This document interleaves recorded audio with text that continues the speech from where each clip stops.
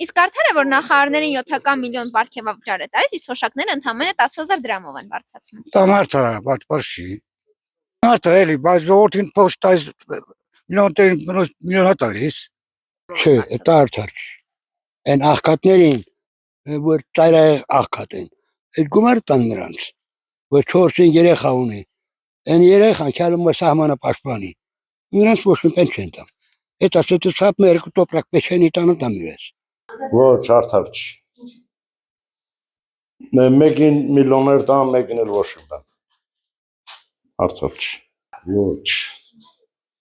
Որովհետև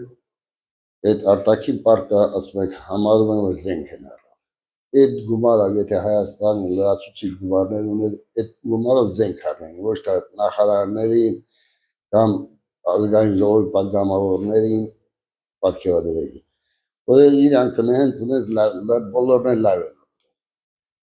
Այս գյուղացիների նման չեն, որ աղքատ ու տորում են։ Օրվա հաց մարդը, օրվա հացի փող չկար, չարի որ հաց առնի։ Չէ, դրանց պետք է մի կոպեկ էլ չտան։